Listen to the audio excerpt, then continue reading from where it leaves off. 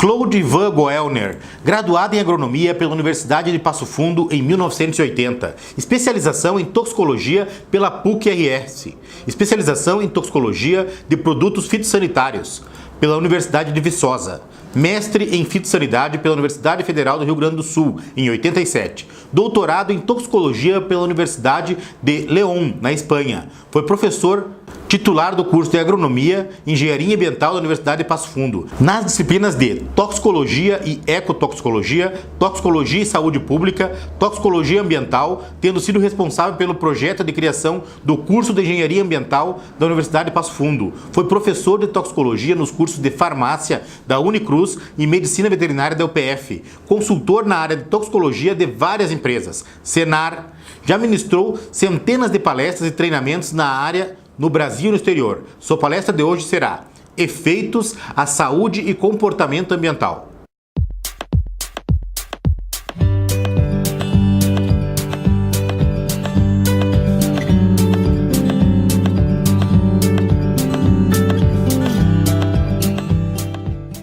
Estamos aqui para mais uma palestra do CONEAGRO, o primeiro Congresso Internacional do Agrotóxico, com Claude Ivan Goellner, agrônomo com especialização, mestrado e doutorado em toxicologia.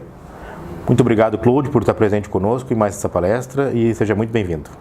Eu é que agradeço pela oportunidade. Temos algumas perguntas que vamos fazer nesta área para nós conversarmos, uma conversa bastante tranquila, né? E já vou começar com elas. Claude, o Brasil é o maior consumidor de produtos fitossanitários. Isso é um problema?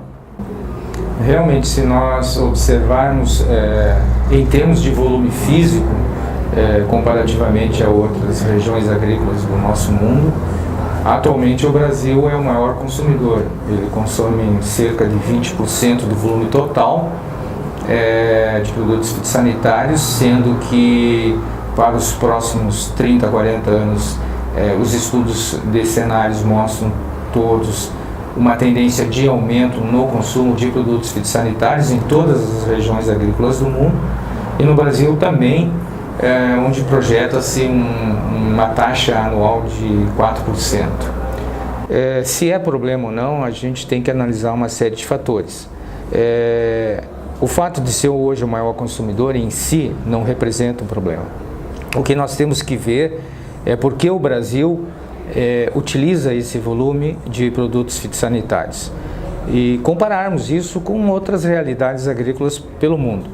É importante destacar e lembrar a todos que um dos principais fatores é que nós temos uma área agricultável extremamente grande, dificilmente de ser encontrada em outras partes do mundo. Talvez os Estados Unidos, Índia e China tenham esta área. O Brasil hoje, em termos de área cultivada, em que se utilizam produtos fitossanitários, e eu prefiro usar esse termo do que o termo agrotóxico, está em torno de 140, 149 milhões de hectares. E somos um dos poucos países do mundo que ainda pode incorporar ao processo produtivo mais 100 milhões de hectares, sem que isso leve a, por exemplo, degradação ambiental, desmatamento, que é uma preocupação de todos. A nossa área agricultável é superior à área de todos os países da comunidade europeia, por exemplo. O outro fator importante que leva a esse maior consumo é que, diferentemente de outras partes do mundo, que quiçá nós sejamos os únicos, aqui se cultivam mais de 100 diferentes culturas. Se cultiva do grão do bico à soja, do urucum ao café, do milheto ao algodão, coisa que você não vê em nenhuma região do mundo, mesmo nos Estados Unidos, que é o nosso grande concorrente, grande produtor e exportador de alimentos também. Um outro aspecto que devemos destacar é que nós temos aqui um mix, um portfólio de culturas que não são cultivadas em outras partes do mundo e que, por uma série de razões, demandam um grande uso de produtos fitossanitários. É o caso do milho, da soja, da cana-de-açúcar, do café e do algodão. Particularmente no que diz respeito ao milho e à soja, nós temos tido nos últimos anos um incremento muito grande na área cultivada. O incremento na área cultivada nos últimos 40 anos, ele foi muito inferior em relação ao aumento na produtividade, ou seja, no que se produz por unidade de área. E tudo isso, esse incremento de produtividade, se deveu ao uso de tecnologia, sementes certificadas, fertilizantes, produtos fitossanitários, bom manejo do solo e conservação, bom manejo das culturas, entre os quais o controle de pragas, doenças e plantas invasoras. Também temos que entender que o Brasil, diferentemente dos nossos concorrentes, onde boa parte da região agrícola está em clima frio, nós somos um país que, na sua grande totalidade, faz agricultura em condições de clima tropical.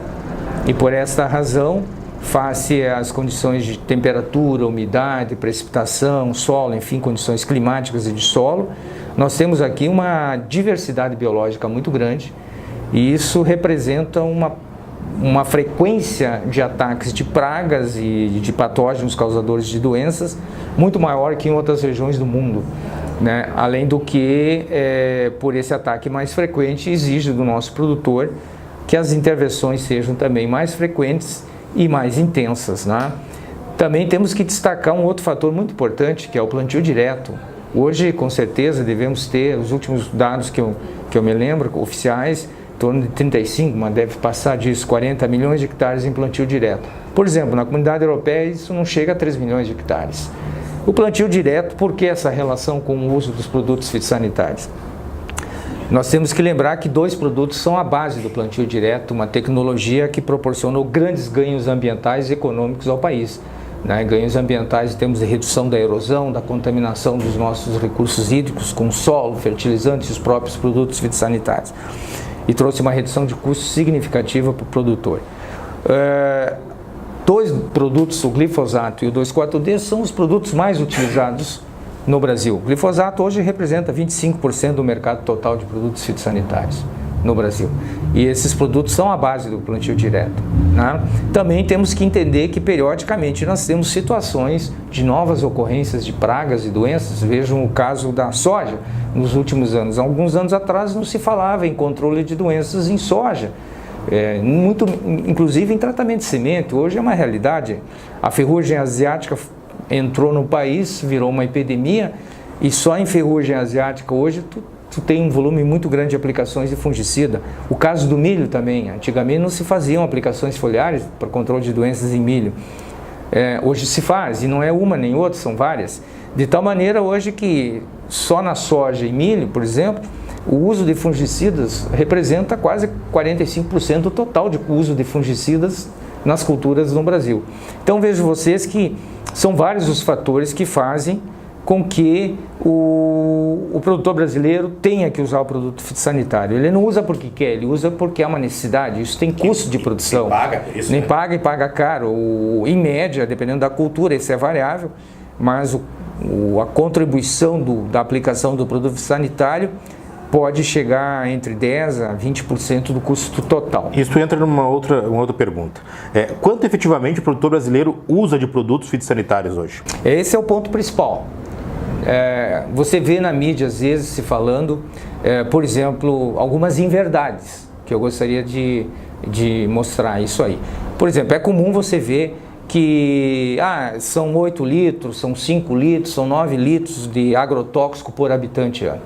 Eu pergunto, qual é a utilidade desse tipo de coisa? Você dividir o volume total pelo número de habitantes. Mas mesmo assim isso é uma verdade, porque uma coisa que a gente sabe é que a matemática não mente. Então, esse pessoal que por questões ideológicas é contra o agronegócio brasileiro, que é o único case de sucesso, que é o que gera renda e emprego, que tem sustentado esse país, hoje estaríamos numa situação econômica muito mais delicada se não fosse o agronegócio.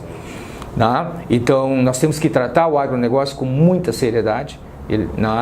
E é uma utopia pensar que qualquer outro sistema de produção venha a fornecer a quantidade de alimentos que o mundo precisa e que em 2050 há uma necessidade de dobrar a produção e o Brasil é visto como um dos principais, se não o principal fornecedor de alimentos para o mundo, já o é, né, em algumas cadeias produtivas. O produtor brasileiro, o quanto que ele usa por unidade produtiva. Então, a questão do o volume de produtos fitossanitários por pessoa, que não leva a nada. Isso é um dado que se usa para induzir uma percepção errada na sociedade, no cidadão comum. Se você pegar o volume total, por exemplo, que eu tenho de cabeça aqui de 2015, são em torno de 316 milhões de litros de produtos usados no Brasil, ativos, que é o que interessa, e dividir pela população brasileira oficial no mesmo ano, o último censo, 206 milhões, isso dá em torno de 1,92 litros ou quilos de ativo por pessoa ano. Mas isso não tem sentido nenhum, nem os 8, nem isso.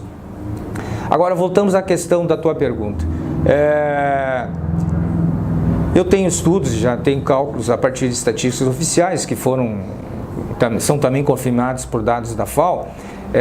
Por exemplo, se nós pegar a área de grãos no Brasil, só grãos, culturas de grãos, soja, milho, né, cereais de inverno, né, cultura de grãos em geral, dividindo-se o volume utilizado nesses grãos, que é em torno de 67% do volume, desses 316 milhões, e dividindo pela área de grãos, né, nós vamos ter em torno de 3,2 quilos de ativo por hectare, né, em grãos.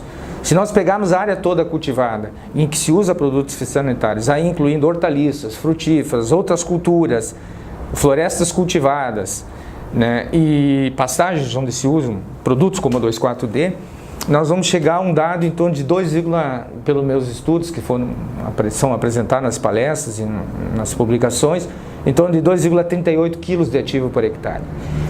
A FAO divulgou um dado em torno de 2,28. Essa diferença aí provavelmente se deva a uma diferença de consideração de área ou de volume, né? Ano, eu não sei exatamente o ano que eles pegaram, se foi 2015.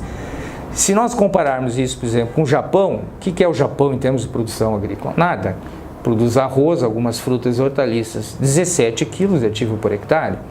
Se pegarmos qualquer país europeu, mesmo aqueles que não produzem, porque na Europa são poucos os que produzem alimentos, né? E são 3, 4 culturas, frutas e hortaliças. Você tem mania muito de comparar com a Europa, assim, o que se faz lá tem que se fazer aqui.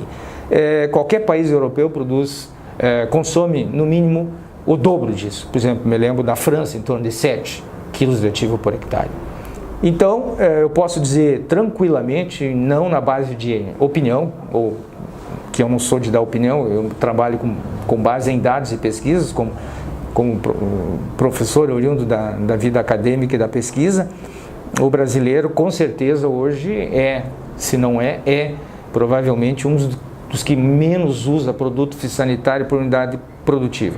E o que é mais importante para fechar essa resposta qual é o retorno econômico e social desse uso, né? Estudos econômicos por consultorias econômicas no mundo mostraram que no Brasil, se somarmos o custo do produto mais o custo da aplicação, envolvendo aí depreciação de equipamento, o custo operacional, os custos fixos e variáveis da aplicação de produtos fitossanitários, quer seja em pulverização aérea, quer seja em terrestre, com o que se evita de danos, que é em torno de 42%, hoje nós perderíamos se não controlássemos pragas e doenças, nós temos um retorno para cada R$1 gasto com a aplicação de produto fitossanitário, há um retorno de R$4. De tal maneira que esses estudos, inclusive por consultorias internacionais, demonstraram comparativamente a produtores americanos, europeus e asiáticos, que o brasileiro é o produtor mais eficiente no uso de produto fitossanitário. Então, deixar bem claro que a realidade é bem diferente do que se coloca na mídia por certos setores que têm um viés ideológico muito grande. O produtor brasileiro não é o que mais usa no mundo, em que pese temos o maior volume físico, já bem explicado na resposta à primeira pergunta, e é o que usa com mais efetividade e eficácia, dando um retorno social e econômico ao país extremamente grande. Se não fosse isso, hoje o brasileiro não teria o que comer.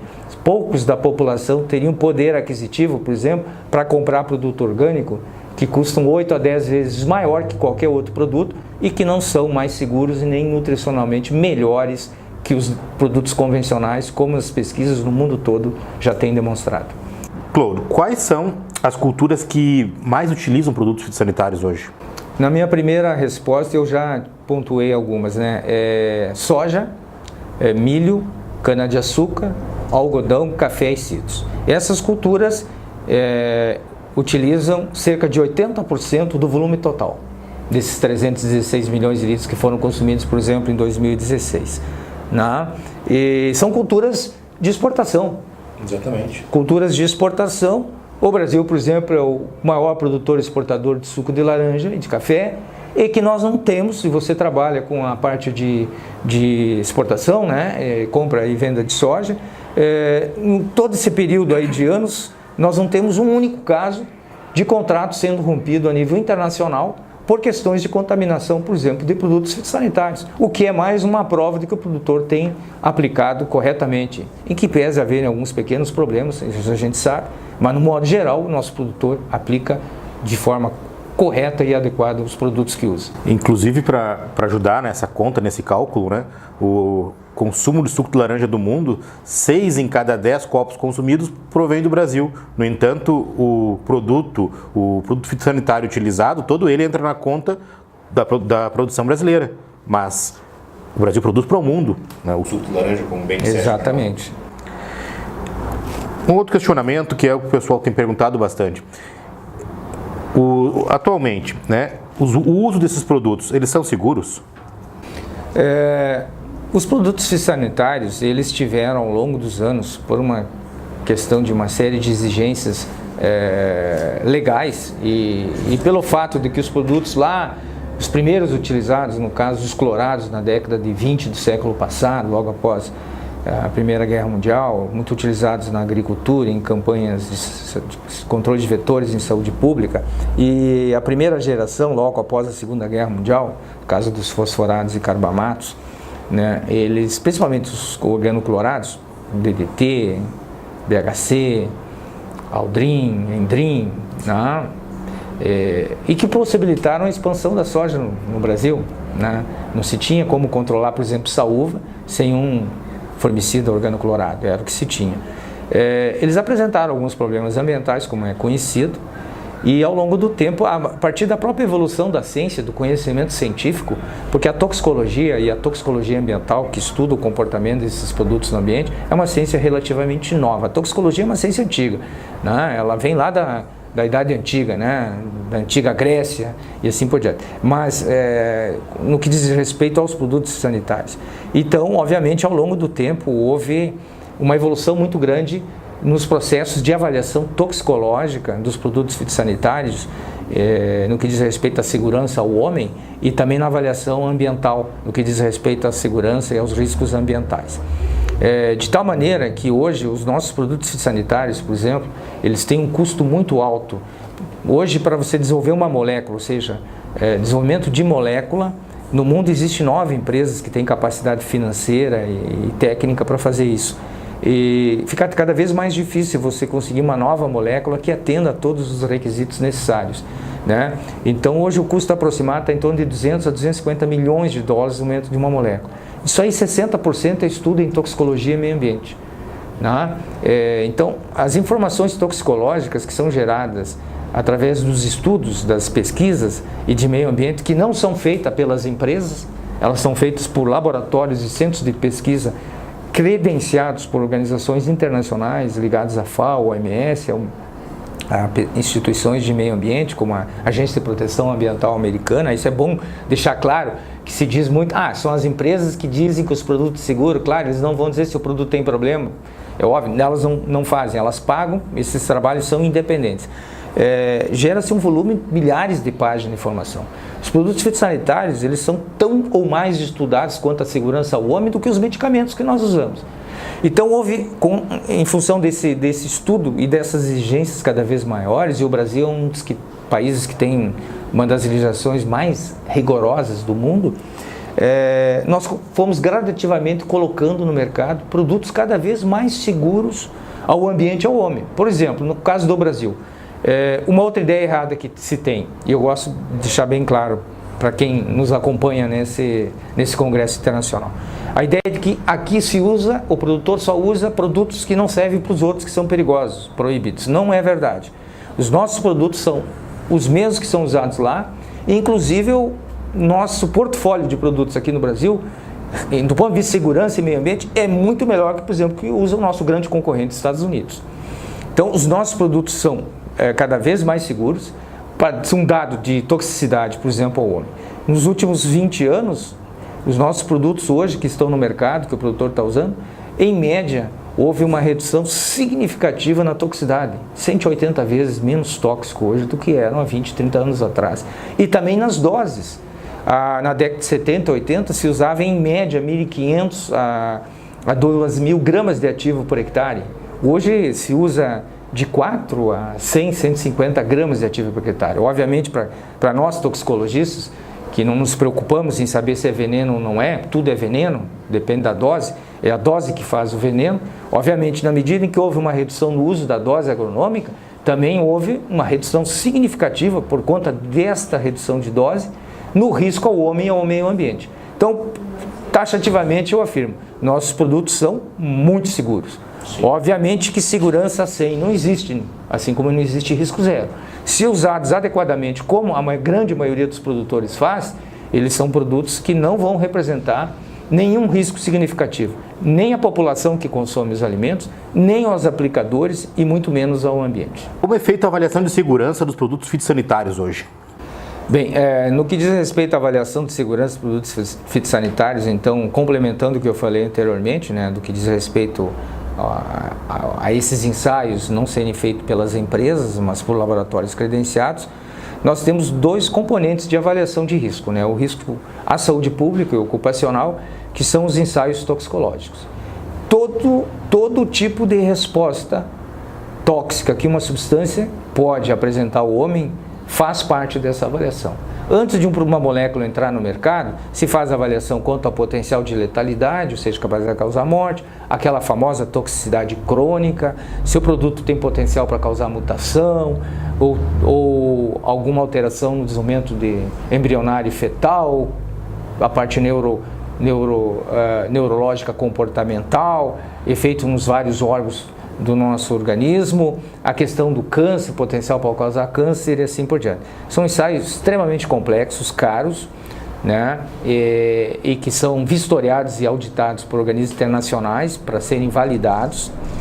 E nós temos também os estudos ambientais, que são estudos completos, desde o conhecimento de todas aquelas propriedades físico-químicas da nova molécula, que vão influenciar tanto na toxicologia como no comportamento ambiental, passando pelos estudos de movimento no ambiente, transporte ambiental, por exemplo, se o produto pode ser transferido do solo para a atmosfera, ser transportado pela atmosfera, a partir da atmosfera sofrer uma redistribuição tipo atmosfera, solo, atmosfera, água, se ele pode contaminar a nossa água subterrânea e superficial, os estudos de degradação no solo, na água, na atmosfera química, biológica, fotoquímica, os testes de toxicidade para os organismos selvagens, insetos como abelhas, minhocas, pássaros, peixes, crustáceos, animais em geral. Quer dizer, se tem um estudo muito detalhado do que previamente pode acontecer com o produto. E a partir desses estudos se tiram parâmetros que são utilizados para a chamada avaliação de segurança e avaliação de risco. No Brasil, para finalizar essa resposta, participam três distintos órgãos.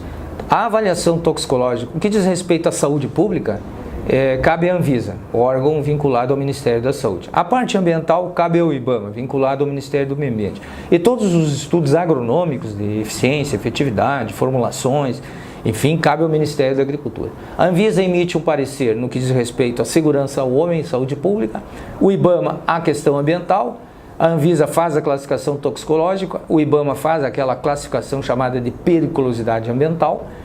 Esses pareceres vão para o Ministério, que tem os dados agronômicos, e de posse de uma análise de risco, então, há uma decisão de conceder o registro ou não do produto. Desta forma, o Ministério, então, da Agricultura, Pecuária e Abastecimento é o órgão legalmente competente para conceder o registro. O que é o registro? O registro nada mais é do que a autorização para que o produto seja produzido, transportado, armazenado, comercializado, utilizado no Brasil. Como está a situação no Brasil quanto à contaminação de alimentos com resíduos dos produtos fitossanitários hoje? Isso é importante, essa pergunta, porque a nossa sociedade, por conta de uma inequívoca e mal feita comunicação de risco com um viés ideológico enorme da Anvisa, nos últimos anos a sociedade, o nosso consumidor, o nosso cidadão comum foi bombardeado na mídia por notícias, principalmente frutas e hortaliças,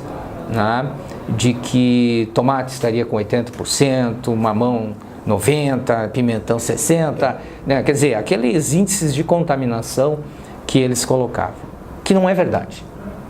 Não é verdade. Primeiro, nós temos que lembrar que, do ponto de vista de segurança, quando se fala numa determinada quantidade de um produto fitossanitário no alimento, isso também não é só válido para produto fitossanitário, mas para qualquer outro tipo de contaminante, nós estamos nos referindo a um valor que deve ser comparado com um padrão que tem caráter legal, que é o chamado limite máximo de resíduo.